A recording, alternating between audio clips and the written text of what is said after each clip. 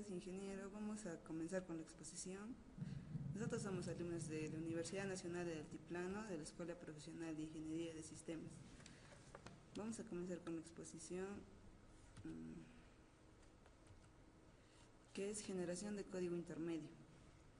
El modelo de análisis de un compilador va a estar formado por lo que es el frontend, que va a analizar un programa fuente. Va a crear una representación intermedia a partir del cual el backend va a empezar a generar el código destino. En el gráfico podemos ver el analizador sintáctico, el comprobador estático, el generador de código intermedio, el código intermedio y el generador de código. El generador de código está conformado por lo que sería el backend. Para esto vamos a mostrar cuáles son las partes de un compilador. Recordando anteriormente, las partes de un compilador, normalmente los compiladores están divididos en dos partes, que es el backend y el frontend.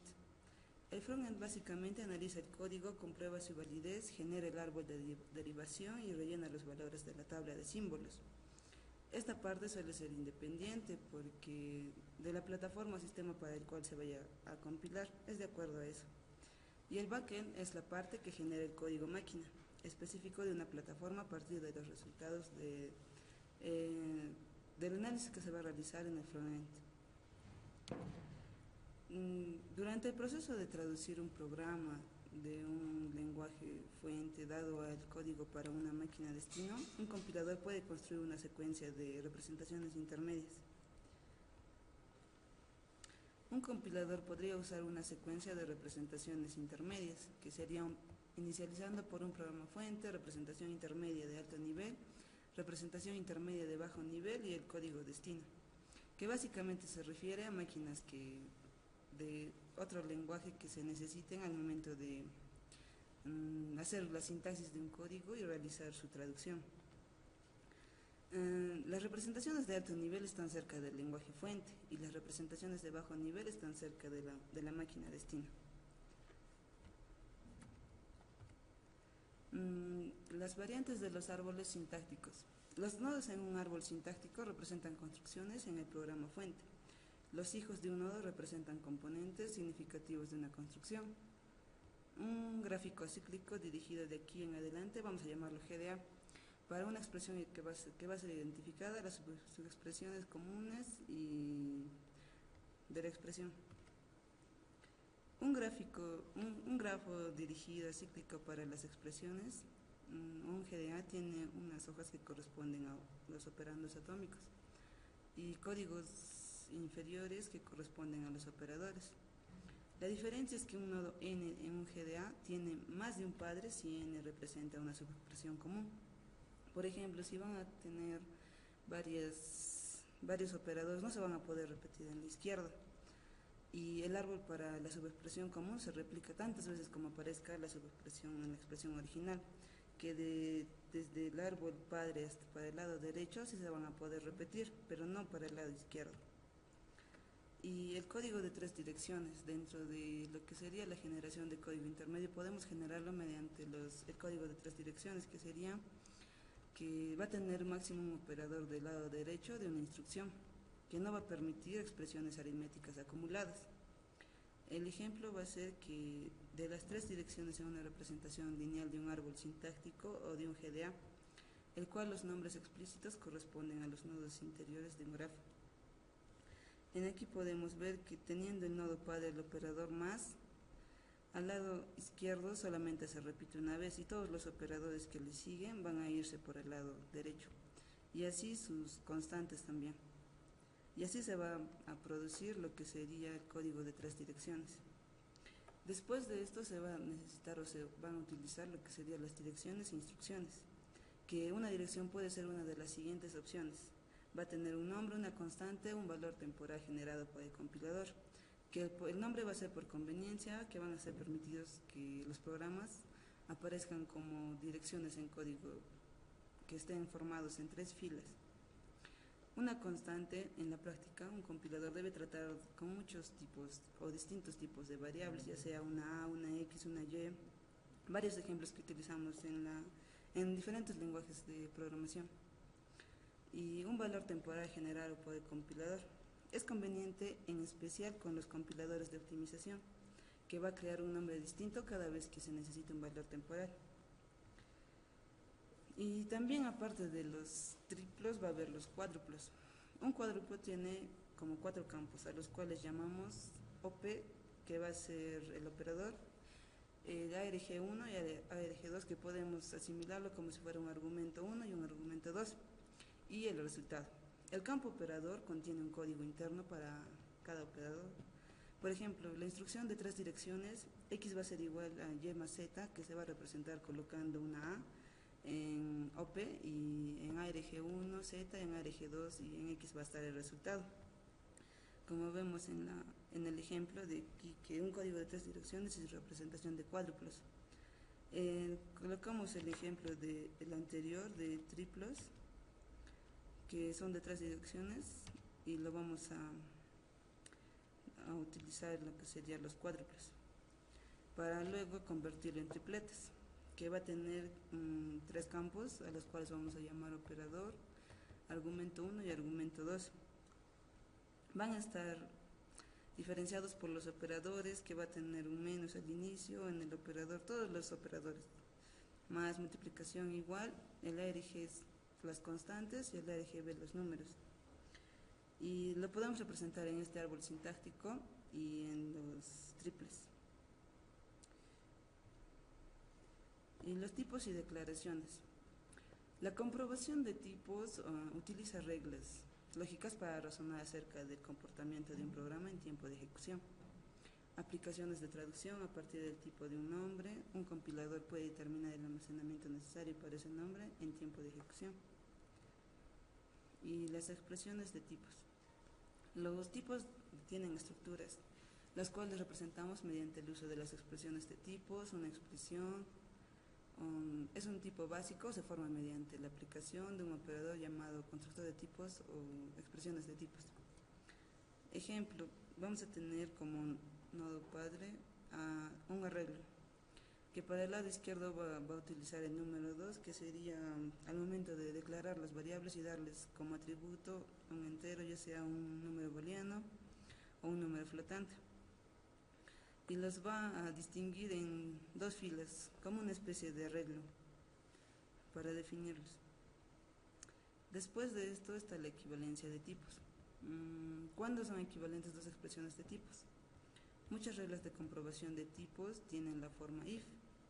2 expresiones de tipos que van a ser iguales, va a ser then, devolver cierto tipo de else error. Y estas dos surgen, a veces tienen ambigüedades, que cuando proporcionan nombres a las expresiones de tipos y después se utilizan los nombres de expresiones de tipos subsiguientes. La distribución de almacenamiento para los nombres locales. De tipo de un nombre podemos determinar la cantidad de almacenamiento que será necesaria para ese nombre en tiempo de ejecución. En tiempo de compilación podemos utilizar estas cantidades para asignar a cada nombre una dirección relativa. El tipo y la dirección relativa se almacenan en la entrada en la tabla de símbolos para el nombre. Bueno, continuando con la exposición. Traducción de expresiones. Antes de pasar a este tema, hay que tener en cuenta lo que es direcciones.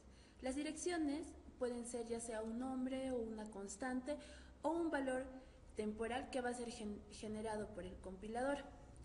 En parte de la traducción de expresiones, lo vamos a hacer en código en 3 direcciones. Por ejemplo, un ejemplo claro sería A más B por C.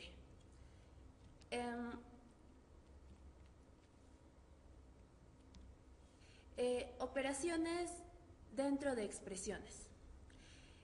Cuando una expresión es solo un identificador, por decir X, entonces el mismo X va a contener el valor de la expresión. Las reglas semánticas para esta producción se las va a definir por e.dir, para que se apunte a la entrada en la tabla de símbolos para una instancia de ID. También se supone que vamos a tener, digamos, ¿no?, un tope. Este va a denotar la tabla de símbolos actual.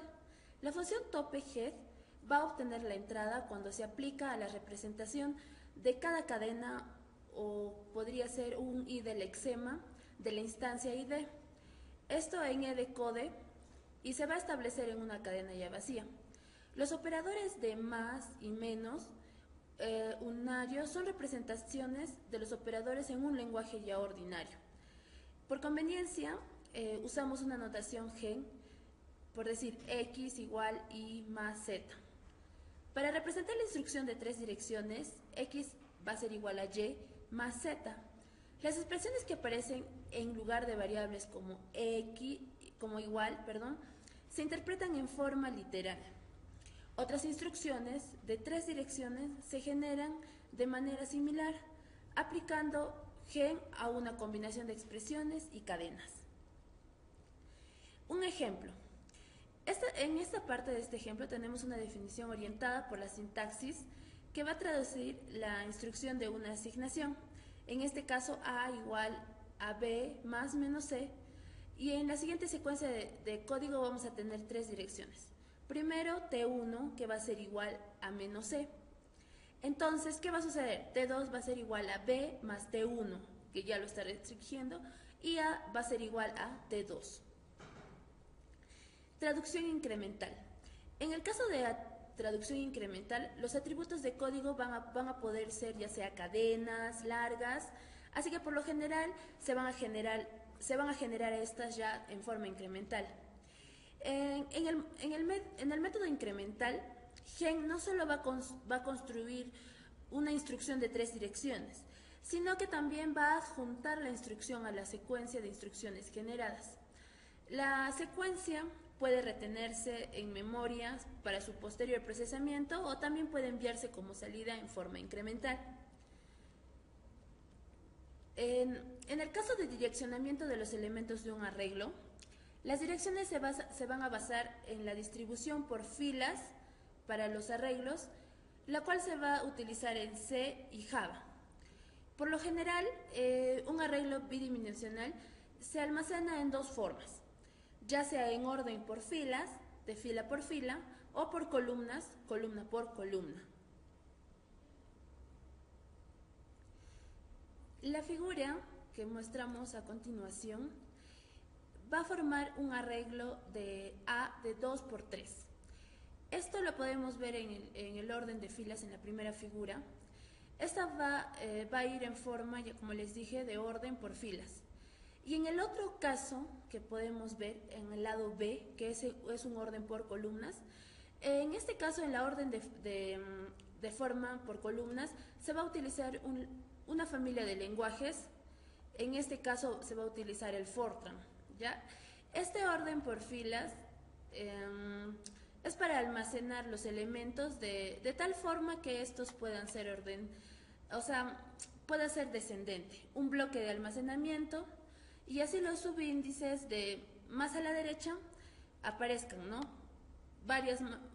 Aparezcan un poco más rápido, al igual que los números también. La traducción de referencias a arreglos.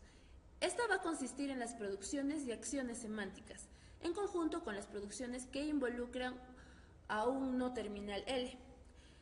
El no terminal L tiene 3 atribuciones sintetizadas. La primera va a ser la L.dir, que esta va a denotar un nombre ya temporal. Tenemos otra que va a ser la L.arreglo. Este va a ser un apuntador a la entrada en la tabla de símbolos para el nombre del arreglo. También vamos a tener el L.tipo. Este tipo va a ser el tipo de subarreglo generado ya por L. Vamos a pasar a otro tema, que es la comprobación de tipos. En este caso, para realizar una comprobación de tipos, un compilador debe asignar una expresión de tipos a cada componente del programa fuente. Después, el compilador debe determinar que estas expresiones de tipos se van a conformar en una colección de reglas lógicas, conocida como el sistema de tipos para el lenguaje fuente. También la comprobación de tipos tiene el potencial de atrapar los errores en los programas. Esto, en principio, cualquier comprobación puede realizarse en forma dinámica. Esto en caso si el código de destino lleve el tipo de un elemento, junto también con el valor del elemento. También la comprobación de tipos se va a utilizar para mejorar la seguridad de los sistemas que van a permitir la importación o ejecución de módulos de software. Las reglas para comprobación de tipos lo tenemos aquí, que primero se va a formar por dos formas. La primera, que va a ser una síntesis de tipos, y la segunda va a ser una síntesis de inferencia. En la parte ya de conversión de tipos, por ejemplo, tenemos aquí el entero 2 se convierte a un número de punto flotante en el código para la expresión 2 por 3.14. Tenemos en el ejemplo, por ejemplo, T1 es igual a float 2. ¿Por qué? Al ser 2 un número entero, tenemos que convertirlo a un float para que este así pueda tener su operación. En este caso T2 va a ser igual a T1 por 3.14. Entonces ya tenemos un tipo único para ambos. A medida que se incrementa el número de tipos a sujetos de conversión, el número de casos aumenta con rapidez. Por lo tanto, con números extensos de tipos es importante una organización cuidadosa de las acciones semánticas. También las reglas de conversión de tipos van a variar de un lenguaje a otro. Esto depende, ¿no? Como en el caso del ejemplo, que tenemos que llevarlo a un solo tipo. Sobrecarga de funciones y operadores. Una sobrecarga de símbolo tiene diferentes significados dependiendo de su contexto.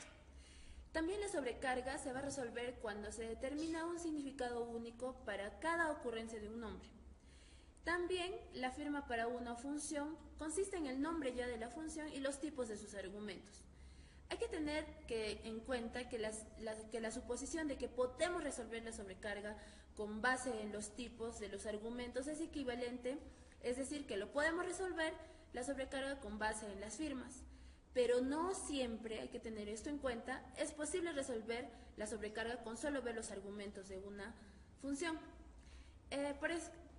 Por ejemplo, en ADA, en vez de un tipo simple, una subexpresión independiente puede tener un conjunto de posibles tipos, para los cuales el contexto debe proporcionar suficiente información para reducir las opciones de tipo simple.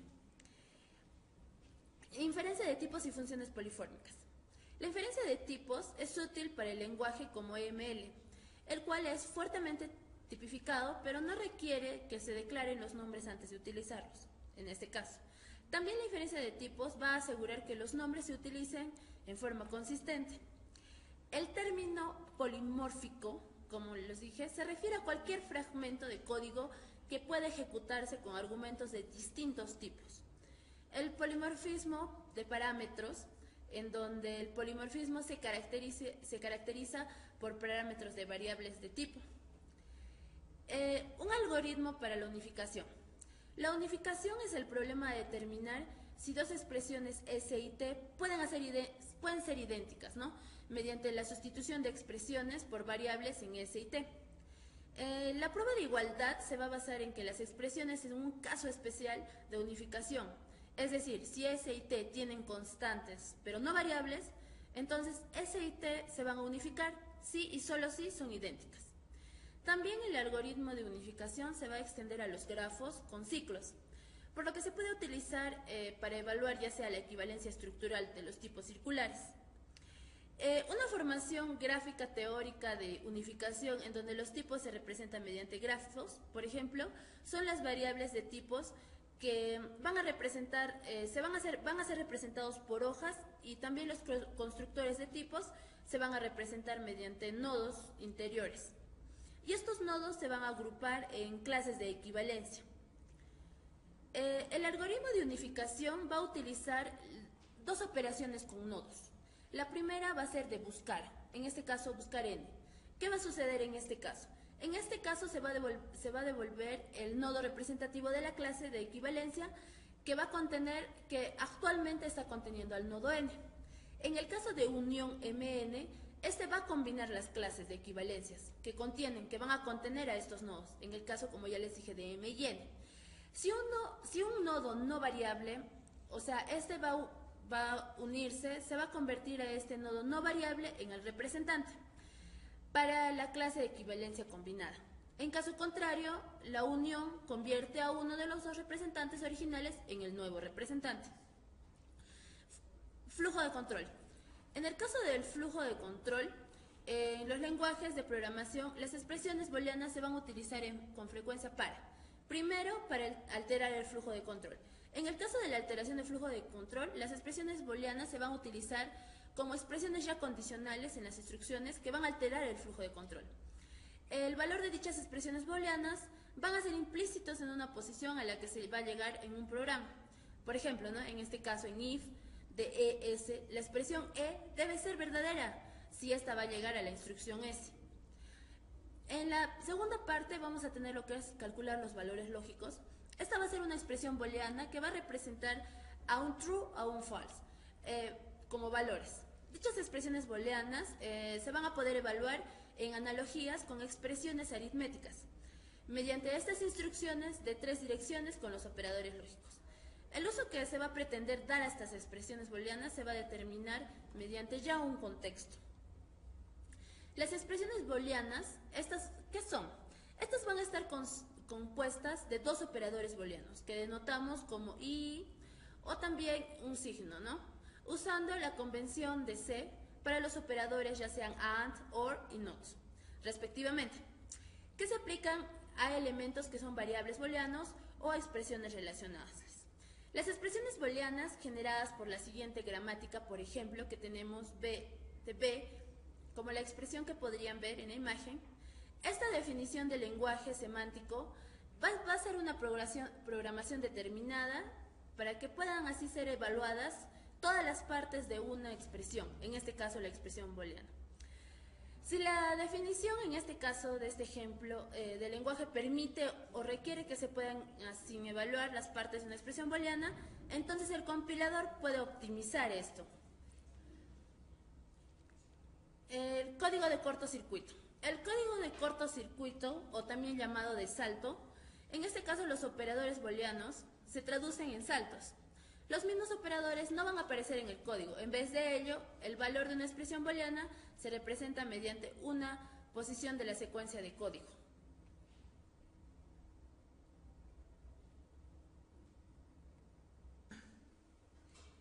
Código de cortocircuito. El código de cortocircuito o de salto, los operadores booleanos se traducen en saltos.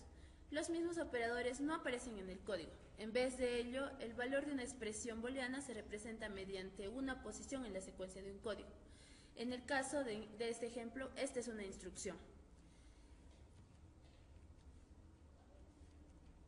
Instrucciones de flujo de control. En este caso vamos a tener 3 imágenes, la A, la B y la C, como lo pueden apreciar. En el caso de if, esta va a consistir en un código seguido de otro código, en este caso el S1.código. Ya en el caso B, que es if else, dentro del B de código hay saltos con base de valor. En este caso se va a comprobar si esta va a ser verdadera o no, y el flujo va a fluir hasta primera. En el caso de la tercera parte pasa lo mismo. Aquí tenemos las reglas semánticas para las expresiones booleanas. Esto en el gráfico, estas van a complementar a las reglas semánticas para todas las instrucciones que ya hemos dado.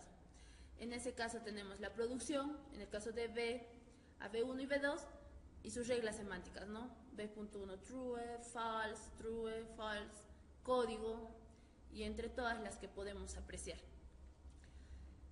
Los valores booleanos y código de salto. Una expresión booleana también puede evaluarse en base a su valor, como en las instrucciones de asignación, ya sea, por ejemplo, X sea true, o también puede ser que X sea igual a A menos B.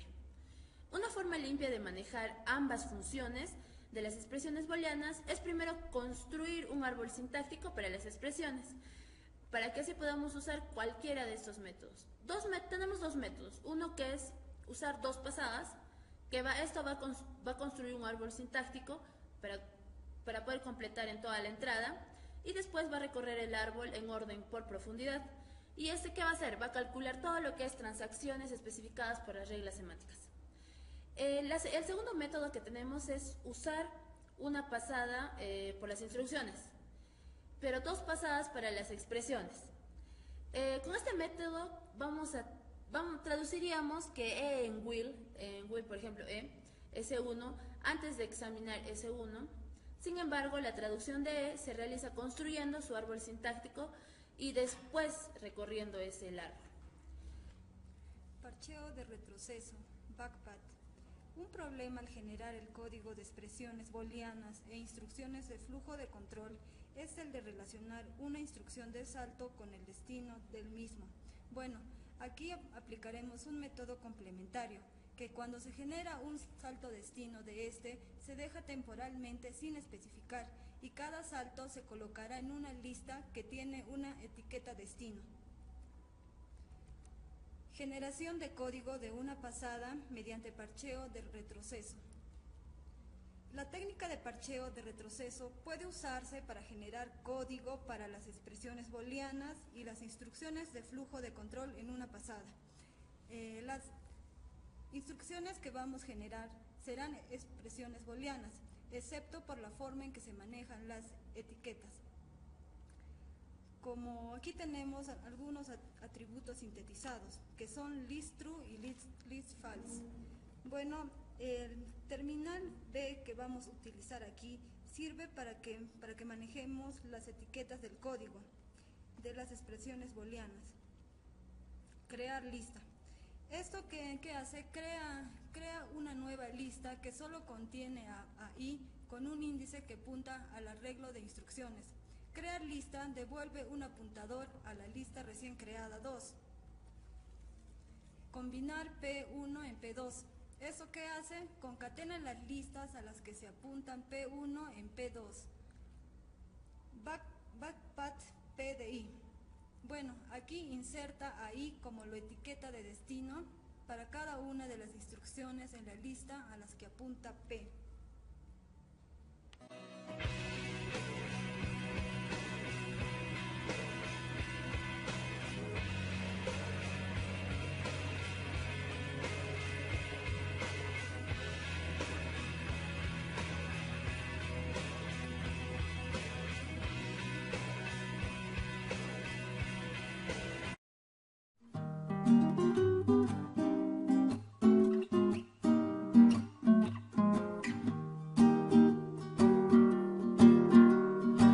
Soy tu amigo fiel,